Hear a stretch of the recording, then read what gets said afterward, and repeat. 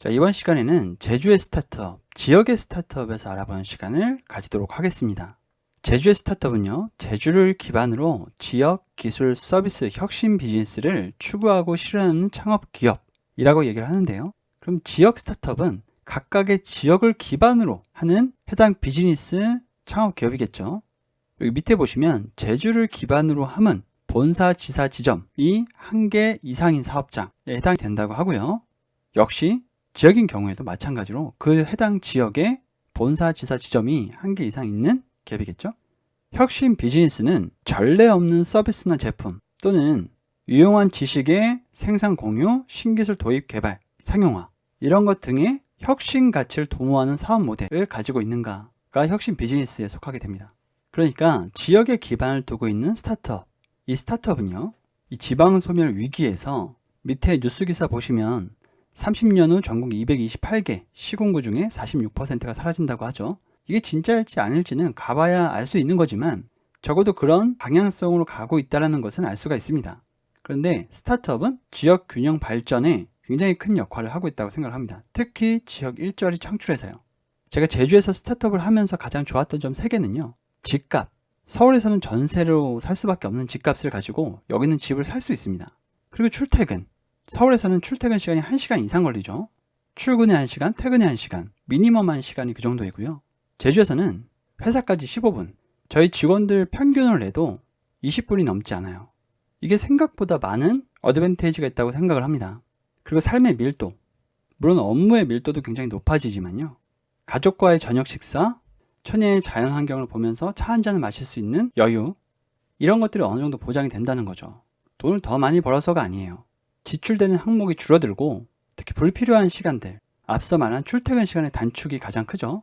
지역 자원 기반과 신기술 제조 기반, 그리고 IT 지식 기반으로 크게 분류를 할 수가 있을 것 같습니다. 만약에 제주에서 스타트업을 하실 생각이 있으시다면 기존에 제주에서 스타트업이 어떤 포지셔닝으로 어떤 아이템을 가지고 창업했는지 살펴보는 것도 큰 도움이 되실 것 같아요. 제주 스타트업의 운영의 어려움부터 한번 보도록 할게요. 유통상의 어려움이 있습니다. 예를 들어서 제주에서 생산한 것을 육지로 보낸다고 하거든요. 육지로 보내게 되면 운송비가 육지에서 육지로 보내는 것보다 더 많이 들게 돼요. 다른 것도 있지만 인력 확보의 문제도 있습니다. 좋은 인재는 당연히 제주에도 있지만 인구 대비로 봤을 때 서울에 많이 몰려있단 말이에요.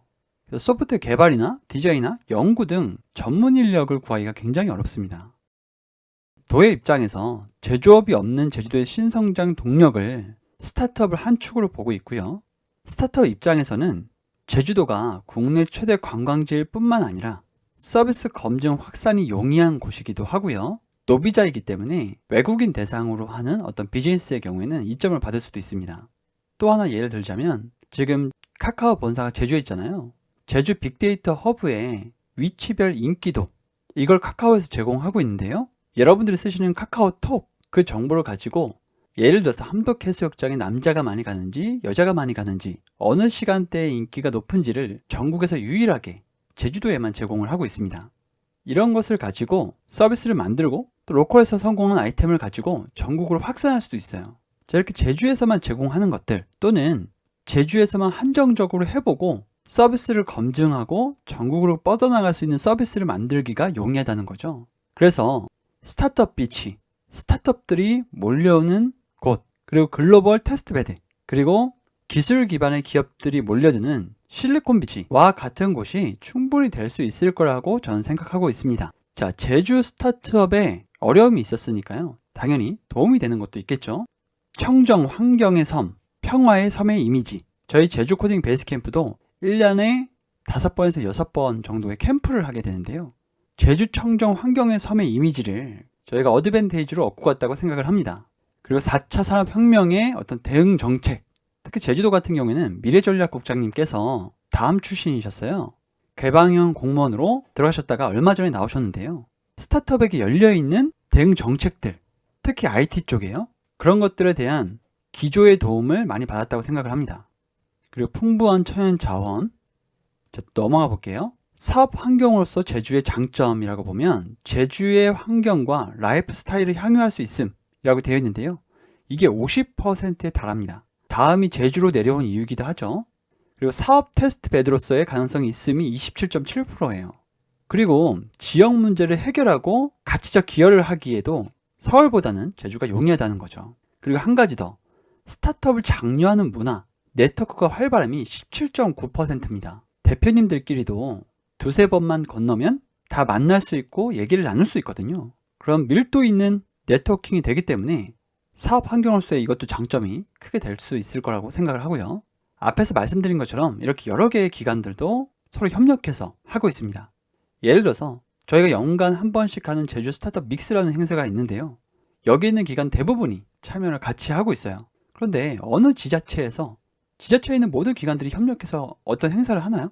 그렇지 않죠. 왜냐하면 제주도는 인적 관계도 굉장히 밀도 있어요. 대부분의 분들이 학교 선배이거나 학교 후배이거나 친척이거나 한두 다리만 건너면 아는 분들이기 때문에 물론 이걸 안 좋게 보시는 분들도 계시지만 저는 오히려 긍정적으로 평가를 합니다. 자, 각각의 기관들이 가지는 포지셔닝이 있습니다. 스타트업에 도움이 될 만한 두 가지 기관을 여기서 소개를 해드리려고 하는데요. 제주 더큰일 센터와 제주대학교 링크플러스 사업단이에요.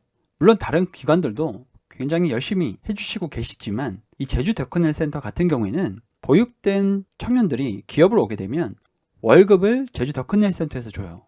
그리고 청년들은 경험을 쌓을 수 있고요. 기업은 인재를 활용할 수 있습니다. 그래서 지금은 제주에 없어서는 안 될 기관이 되었다고 저는 생각을 하고 있고요. 제주대학교 링크플러스 사업단도 굉장히 활발하게 활동을 하고 계세요.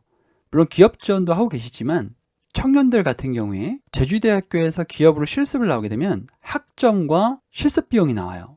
기업이 조금만 더 부담을 한다면 실습 기간 내에 학생이 다음 학기에 학비를 내고 생활할 비용까지 벌어갈 수가 있거든요. 이 두 기관에서 나오는 사업들, 이것들을 유심히 관찰해 보시면 여러분들에게도 좋은 기회가 있을 거라고 생각이 됩니다. 자, 카카오도 제주에 있고요. 이소프트도 제주에 있습니다. 넥슨도 있고요. 넥슨 지주와 네오플이 있죠. 소카도 제주의 기업입니다. 근데 이런 기업 말고도 굉장히 유명한 기업들이 많아요. 다자요나 EV패스나 해녀의 부엌이나 디스커버 제주, 캐치플레이, 굉장히 많은 스타트업들이 네트워킹하고 함께 성장하고 있는데 이런 흐름들이 모든 지자체에 있다고 생각하지는 않습니다. 자, 제주 스타트업 협회 회장님이신 다자요의 대표님의 비즈니스 모델을 잠깐 볼게요. 물론 다른 곳도 있지만 한 곳만 언급을 하도록 하겠습니다. 빈집을 재생하는 비즈니스 모델인데요. 빈집 소유주에게 유휴 공간을 무상으로 제공을 받고요. 그리고 수익을 공유하는 아이템입니다. 지역 입장에서는 폐가처럼 방치되어 있던 곳을 재생해서 아름다운 건축물로 만들기 때문에 또 관광객은 로컬을 체험해 볼 수 있는 공간이기 때문에 서로 좋은 사업인 거죠.